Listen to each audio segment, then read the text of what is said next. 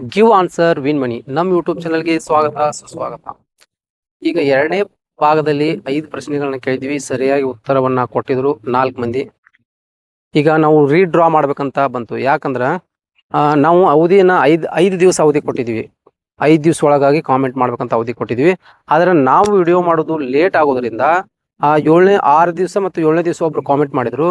ಅವ್ರದ ಕಾಮೆಂಟನ್ನು ನಾವು accept ಮಾಡ್ಕೊಂಡಿವಿ. Accept ಮಾಡ್ಕೊಂಡು ಡ್ರಾ ಮಾಡಿದ್ವಿ. ಡ್ರಾ ಮಾಡಿದ್ಮೇಲೆ ಒಬ್ಬರು ನಮ್ಮ ಸಬ್ಸ್ಕ್ರೈಬರು ಮೆಸೇಜನ್ನು ಕಾಮೆಂಟ್ ಮಾಡಿದರು. ಏನಂತ, ನೀವು ಫೇಕ್ ಮಾಡ್ತಾ ಇದ್ದೀರಿ, ನಿಮ್ದ್ರೊಳಗೆ ಕೊಟ್ಕೋತಾ ಇದ್ದೀರಿ ಅಂಥೇಳಿ ಅವರು ಒಂದಲ್ಲ 2-3 ಕಾಮೆಂಟನ್ನು ಮಾಡಿದರು. ಹಾಗಾಗಿ ನಾವು ಹೇಳಿದ್ವಿ ಇದು ಫೇಕ್ ಅಲ್ಲ, ಇದು ನಿಜವಾಗ್ಲೂ ಇದೆ. ನಾವು ವಿಡಿಯೋ ಲೇಟ್ ಮಾಡಿದ್ದಕ್ಕನ ಅವ್ರದ್ದು ಲೇಟಾಗಿ ಕಾಮೆಂಟ್ ಬಂದಿದ್ದಕ್ಕೆ ನಾವು ತೊಗೊಂಡಿದ್ದೀವಿ. ಅದು ಬಿಟ್ಟರೆ ಬೇರೆ ಏನಿಲ್ಲ.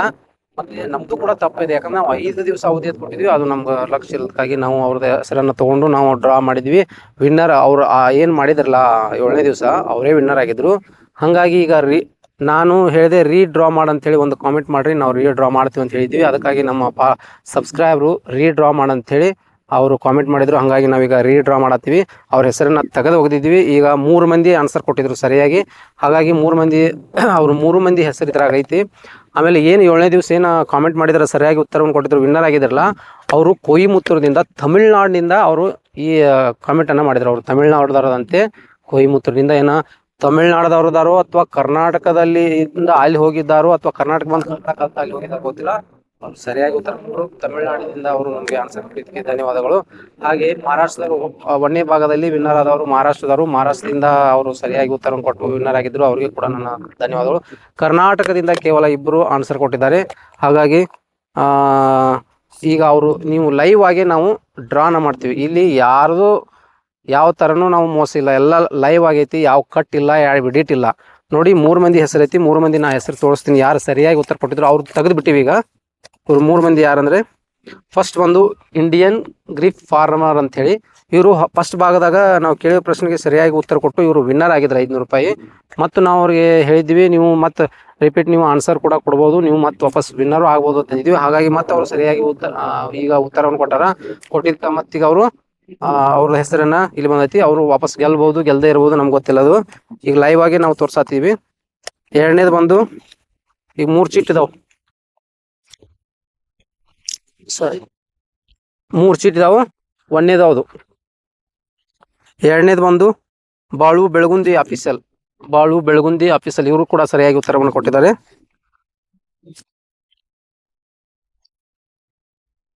3ನೇದು ಬಂದು ಮಿಸ್ಟರ್ ಸಿದ್ದಯ್ಯ ಅಂಥೇಳಿ.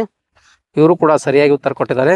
ಈಗ ಇದೆಲ್ಲ ಲೈವ್ ಆಗೇ ಇರುತ್ತೆ. ಯಾವುದು ನಾವು ಎಡಿಟಿಂಗ್ ಇಲ್ಲ, ಯಾವುದು ಇದು ಹಿಂಗೆ ಕಟ್ಟಿರಲ್ಲ. ಎಲ್ಲ ಲೈವ್ ಆಗಿರುತ್ತೆ. ನಾವೇನು ತೋರಿಸೋದೈತೆ ಎಲ್ಲ ಲೈವ್ ಆಗೇ ತೋರಿಸ್ತೀವಿ. ಈಗ 3 ನೋಡಿ. ಈಗ ಇದ್ರಾಗ ಎತ್ತೀನಿ. ಇದ್ರಾಗ ಯಾರು ವಿನ್ನರ್ ಆಗ್ತಾರೆ ಯಾರಿಲ್ಲ ನನಗಂತೂ ಗೊತ್ತಿಲ್ಲ.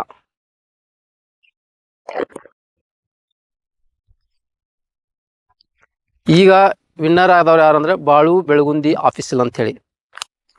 ನೋಡಿ, ಬಾಳು ಬೆಳಗುಂದಿ ಆಫೀಸಲ್ ಇವರ ಚಾನಲ್ದವರು ವಿನ್ನರ್ ಆಗಿದ್ದಾರೆ. ಈ 500 ರೂಪಾಯಿನ ನಾವು ಕೇಳಿದ ಪ್ರಶ್ನೆಗೆ ಸರಿಯಾಗಿ ಉತ್ತರವನ್ನು ಕೊಟ್ಟು ಇವರು ಈಗ ಡ್ರಾದಲ್ಲಿ ವಿನ್ ಆಗಿದ್ದಾರೆ. ಇವರ ಹೆಸರು ವಿನ್ ಅಂತ ಇವರು ಘೋಷಣೆ ಮಾಡಿದ್ವಿ ನಾವು. ಮತ್ತು ಇವರು ಇವ್ರದ್ದೇನಿಲ್ಲ, ಇವರು ಯಾವರು ಏನಂತ ಕಾಮೆಂಟ್ ಮುಖಾಂತರ ಸರಿಯಾಗಿ ನಮಗೆ ಅವರ ಮತ್ತು ಅದ್ರ ಜೊತೆ ಫೋನ್ ನಂಬರ್ ಕೂಡ ಕಳಿಸ್ಬೇಕು. ಇದು 5 ದಿವಸ ಅವಧಿ ಇರುತ್ತೆ. ದಯವಿಟ್ಟು ನಿಮ್ಮ ಫೋನ್ ನಂಬರ್, ನೀವು ಯಾವ ಊರು ಮತ್ತು ನಿಮ್ಮದು ಪರಿಪೂರ್ಣವನ್ನು ಅಡ್ರೆಸ್ ಕಳಿಸಿ. ಯಾಕಂದರೆ ನಾವು ನಿಮಗೆ ಫೋನ್ ಮಾಡಿ ನೀವು ವಿನ್ನರನ್ನ ಈ ದುಡ್ಡನ್ನು ನಿಮಗೆ ನಾವು ಪೇ ಮಾಡ್ಬೇಕಲ್ಲ. ಹಾಗಾಗಿ ಫೋನ್ ನಂಬರ್ ಕಾಮೆಂಟ್ ಮುಖಾಂತರ ಬರೀದು ಮರಿಬೇಡ್ರಿ ಅಂತ ಹೇಳ್ತಾ, ಹಾಗೆ ನಮ್ಮ ಪ್ರಶ್ನೆ ನಿಮ್ಮ ಉತ್ತರ ಮುಂದಿನ ನೋಡಿಗಾಗಿ ಕಾಯ್ತಾರಿ. ಮತ್ತೆ ನಮಸ್ಕಾರ. ಇದೆ ಹೇಳಾಗ್ತದೆ.